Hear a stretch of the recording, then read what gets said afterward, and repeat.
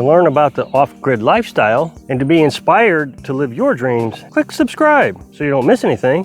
Hit the bell notification. Okay, so I'm back at the tiny house build again today. I'm telling you, I'm on cloud 9. Everything is working out pretty good. Yesterday I showed you that we got the wood stove installed, so I ran a test on the new wood stove all night long. I left it running and I would come up here about every 4 hours, put another log on, check, see how it was working. The glass is stained up, so we did research on that and tried to figure out why it's staining up. And I know what happened. Last night I turned it all the way down before I went to bed. Of course the wood burned out. I was trying to see how long the wood would last. So when I got up here this morning at 4:30, it was just ambers. And so that smoke was just kind of accumulating on the window. But it's doing its job. It wasn't cold in here. It got down to 15 degrees last night. I mean, it was just downright cold. I would say it was probably 55 or 60 degrees in here, you know, comfortable sleeping temperature. But the problem is I'm still learning how to use this. Just like the Franklin stove, it took me, a good month to figure out how to really heat the camper up with it and not burn too much wood. Now I know that when I put a log in there and I want it to last 8 hours, starting to back up is going to be very difficult. It's kind of a process. Secondly, and I know there are so many people that disagree with me on this, but it's just there is so much information out there that you can look this up. If you put wet wood in here, it just does not want to burn as good as dry wood. And I was guessing, there was several logs over there at a trailer park that somebody let me have. He said, oh, they've been laying out there, I don't know, 4 or 5 years. And they were covered up, and man, they were dry. It was easy to split. And I never tested it. I never thought anything of it. I just figured, oh, that's dry wood. I could use that right away. I just grabbed those logs and threw them up here. Some of them I would think is drier than others. That's my guess. So I was just throwing them in there. It was a guess. Well, this morning I was having such a difficult time for it to get restarted. So I took out my moisture tester. The wood is supposed to be below 20%. Well, the first log I grabbed was 21%. And I thought, man, that's so close. What difference does it make? Well, I got another one and split it, tested it. It was 15%. I threw that 15% in there, fired right up. The place is nice and warm. I bet it's 70, 80 degrees in here. You can see the flames flickering. So Carolyn is still making a massive amount of progress. It's amazing how much she can get done in a short period of time. Now, yesterday we worked a little bit of extended hours. We stayed up here to 1. Normally we quit at 11:30 so I can get to work, but I had to get that chimney solved. So she stayed up here. Besides that, it was nice and warm in here. The stove was running. And she got this wall completed. This wall completed. She's got it all the way over to here now. It's gonna be a little hard to see because of the sun. It's incredible how much she's getting done. And it's just beautiful. I love this. She's left a little gap right here at the top. What we're gonna do is hang the drywall up on the ceiling. Once the drywall's hung, then we'll put a little piece of trim right over it, like that. It's hard to show you. So similar to that, we'll just put a piece of trim right over it.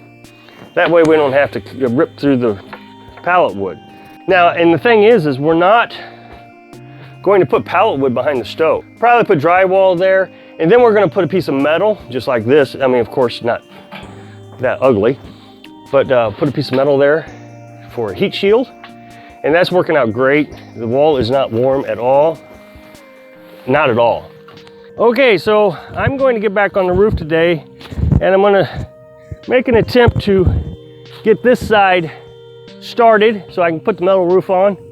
I'm gonna put the 1x4s that I bought from this guy who gave us the pallet wood, sold us the pallet wood. The pallet wood was $200, and he sold us these 1x4s, these 5-foot 1x4s, for $1 a piece. That priced out about 20 cents a foot. If you buy it at a 1x4 at Lowe's, it was 60 cents a foot. So even though they're not in the greatest shape, they're not perfect, but to attach the metal roofing on, this is working out perfect. 9 o'clock now. I'm starting a little late because it was so cold. The roof was full of ice, so I wasn't going to get up there anyways. So today I'm going to try to get and then tomorrow I'll try to trim out fascia plate and the eave trim. It's going to rain for a day and a half, and then I guess on Friday, this is Tuesday, I can start putting the metal roofing on. I'll be so glad to have this roof on. Once the roof is on and I get all the trim up, it doesn't matter what happens to the outside after that. I mean, I can wait till the springtime to do the rest of it. You know, I'll take advantage of warm days. But like I said, I still got to put drywall up on the ceiling. You know, there's other things that we want to get done also. And so what I'm going to do is on the colder days, I'm going to take advantage of the wood stove. Okay, so I got the first row of 1x4s on the edge there. I didn't record that because I'm on the ladder. That's a little difficult. But now I have something that I can rest my foot up against. Gives me lots of traction. Okay, so what I'm going to do now is I'm going to space them out 2 feet apart. I'm going to use my chalk line. So I'll measure 2 feet from here, up, 2 feet on the other end, up, run my chalk line. Now chalk line is just a line full of chalk.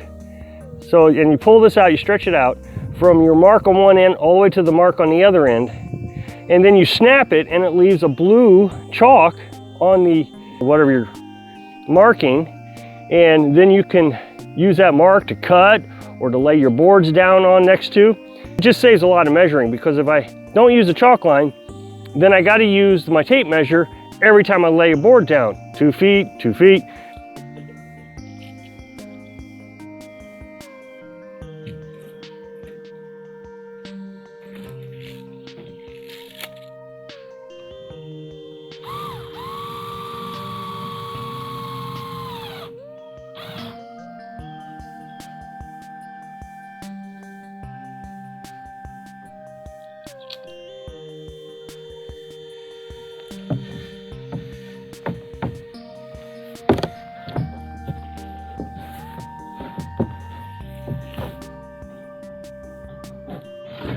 I put a screw there and attach, it's got a little tab on the chalk line where you can just hook that tab right onto the screw.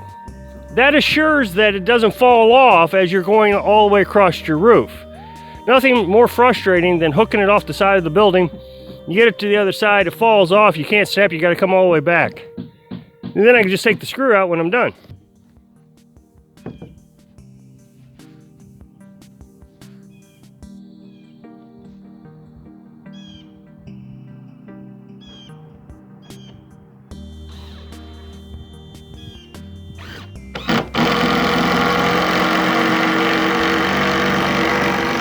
Okay, so I got all the pallet wood down. So this will give a structure or support to screw into. That way I don't just screw in OSB. I know a lot of people said you could screw in OSB, but a couple things with that. I wouldn't trust it. I researched it, and sure enough, you're allowed to screw in 1/2 inch OSB.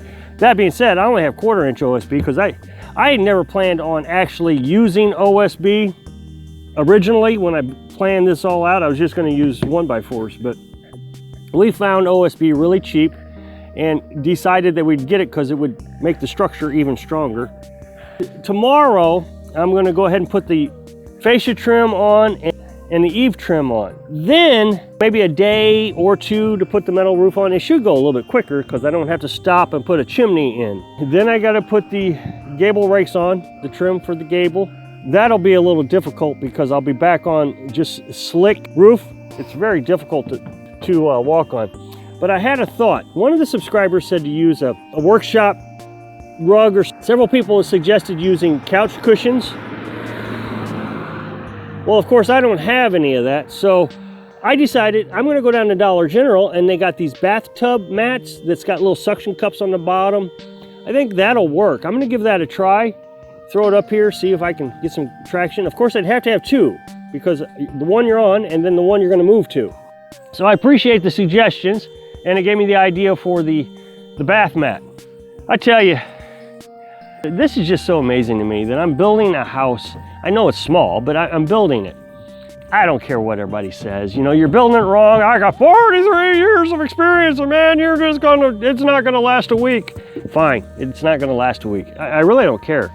It's the pride that I have of getting it up, making it work.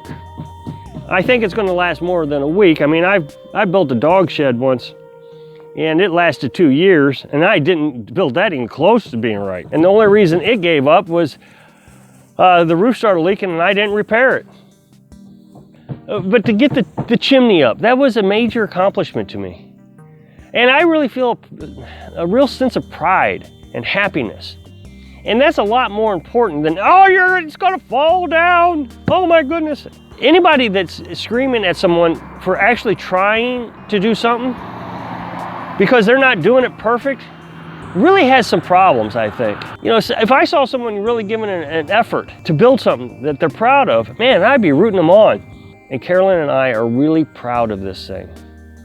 Every day we get more excited about it. How to explain it? It's just phenomenal to do something that you've never done before, and it's working. So I hope I can encourage you to ignore the naysayers, because I'm sure you got them in your life just like I do, and reach for the stars. Build something that you've never built. Live your dreams. Thanks for watching.